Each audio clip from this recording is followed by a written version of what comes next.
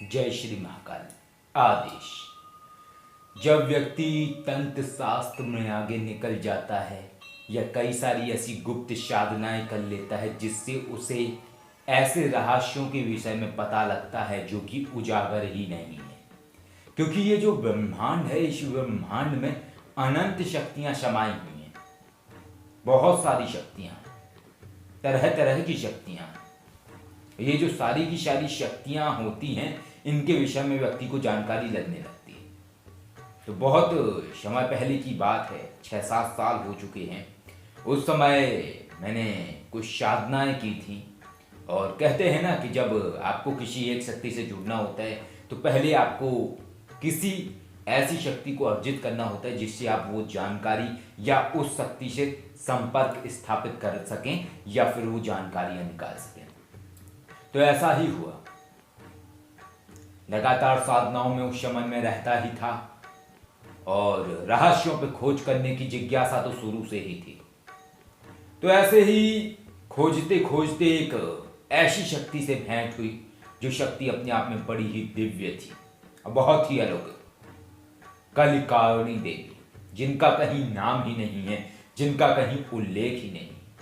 और ये जो कलिकारिणी देवी थी, ये बहुत ही जबरदस्त देवी थी। शुरुआती दौर में इस तरीके से मंत्र मिलते थे, वार्ता हुई, उनका शुरू भी बड़ा ही भव्य था। देखने में बिल्कुल इस तरीके से तेज था उनके अंदर के, देखने के बाद साधक मंत्र मुग्ध हो जाए और ऐसा लगे कि माँ सामने खड़ी हुई हैं और हम बिल्कुल उनके पास ही हैं। स्वरूप उनका बहुत ही अलग था। ऐसा लगता था जैसे माँ गायत्री हैं, क्योंकि श्वेत हंस के ऊपर विराजमान वो देवी, लेकिन वस्त्र उनके काले थे। हाथ में एक खप्पर था और एक हाथ में कोई अस्त्र था, एक में त्रिशूल था, एक हाथ में वेद लिए हुए थे। ऐसे उनके 4 हाथ थे। नाम उनका कलिकारिणी देवी था और उनसे धीरे धीरे वार्ता होती रही और ध्यान के माध्यम से उनके विषय में बहुत सारी ऐसी बातें पता लगी कि किस तरीके से हम उनकी प्रार्थना करके, उनकी स्तुति करके अपने जीवन में बदलाव ला सकते हैं। उस समय हमें एक मंत्र प्राप्त हुआ था माँ कलिकारिणी देवी का। तो कलिकारिणी देवी का एक मंत्र प्राप्त हुआ था जो कि मंत्र मनोकामना और तंत्र नाश के लिए था। यानी कि कोई व्यक्ति यदि उस मंत्र का जाप करता तो उसकी जो मनोकामना है वो भी पूर्ण होती, और यदि उसके ऊपर कोई नकारात्मक शक्ति जुड़ी हुई है या फिर किसी ने कोई तांत्रिक अविचार किया है तो वो नष्ट हो जाएगा। तो इस तरीके से शुरुआती दौर था मेरा। फेसबुक पे गिने चुने कुछ लोग थे जो जुड़े हुए थे। तो कहते हैं ना, जब कुछ बात फैलती है धीरे धीरे तो लोग जुड़ने लगते हैं। और शुरुआती दौर में इंसान की एक जिज्ञासा होती है, उससे भी मजा आता है नए नए शोध करने में। तो ऐसा ही कोई व्यक्ति था, अभी याद तो है नहीं, 6-7 साल हो चुके हैं। क्या नाम था उनका? कोई थे, तो उन्होंने बताया कि मुझे ऐसे ऐसे समस्या रहती है, इस तरीके से समस्या रहती है, मैं ऐसा ऐसा काम करना चाहता हूँ तो हो नहीं रहा है। तो शक्तियों के माध्यम से पूछने के बाद उनके विषय में देखा और पूछा, तो यही हमें जवाब मिला कि हम उन्हें वो साधना बता सकते हैं। हमने उन्हें माँ कलिकारिणी देवी की साधना बताई और जैसे ही उन्होंने 10-11 दिन उस मंत्र का जाप किया तो जो उनकी समस्याएं थीं वो धीरे धीरे ठीक होने लगी। और इसके साथ ही उन्हें अपने शरीर के अंदर बहुत ही अद्भुत अवस्था का अनुभव हुआ और ऐसे लगा जैसे ध्यान की अवस्था में, क्योंकि वो थोड़ा बहुत मेडिटेशन भी करते थे। और जब वो मेडिटेशन करते थे तो ऐसा, जब 10-15 दिन कंटिन्यू करते थे, बीच में उनका छूट जाता था।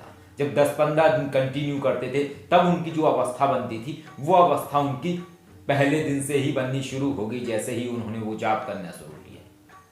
और इसके बाद 4-6 दिन बाद उन्हें ध्यान में दर्शन भी होने लगे।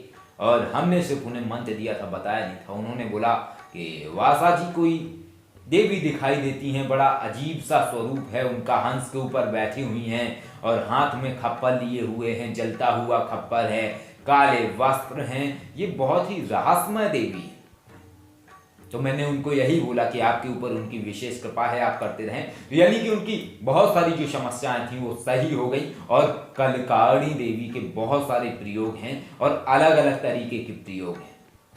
तो इस तरीके की चीजें हैं, बशर्ते बस उसी चीज में ये चीज काम नहीं करती है जबकि आदमी की मंशा गलत हो। क्योंकि हमारे पास एक कोई मसला आया था जिसमें कोई महिला थी और उनके 2-4 बॉयफ्रेंड भी थे और वो चाहती थी कि किसी से उनकी शादी हो जाए, किसी लड़के से। और वो एक आंतरिक प्रेम नहीं था, वो सिर्फ एक इस तरीके का प्रेम था उनका उस व्यक्ति के प्रति कि हमारा जो फ्यूचर है वो सेफ रहेगा। तो उन्होंने मंत्र तो लिया था, करने के बाद हमने सिर्फ उन्हें यही बोला कि आप करिए, लेकिन फिर उनकी मनोकामना पूरी नहीं हुई। तो होता क्या है कि जब कोई आप मंत्र करते हैं, चाहे जो भी मंत्र हो, सिद्ध कुंज का मंत्र हो, नवाण मंत्र हो या किसी भी शक्ति का मंत्र हो, यदि आपके अंदर मनसा गलत है, यहाँ तक कि शिव पुराण ही क्यों ना हो, यदि आपकी मनसा गलत है किसी मंत्र को करते समय और आपके अंदर एक स्वार्थ की भावना प्रबल हो रही हो, तो कोई भी शक्ति कार्य नहीं करती है उस चीज पे। तो ऐसे हैं रहस्यमय शक्तियां बहुत सारी हैं इस संसार में, बशर्ते इंसान के अंदर वो क्षमता होनी चाहिए कि वो उन चीजों को खोज सके। और एक और अद्भुत बात है, क्योंकि जितनी बड़ी बड़ी शक्तियां होती हैं, जितनी प्रचलन में जो शक्तियां हैं, जब हम उनकी साधना करते हैं तो हमें समय लगता है, लेकिन ये जो गुप्त शक्तियां होती हैं इनकी साधना करने में जल्दी ही सफलता मिलती है और व्यक्ति को बहुत सारे ऐसे अनुभव हो जाते हैं जो कि अनुभव से प्रचलित साधनाओं में नहीं होता है।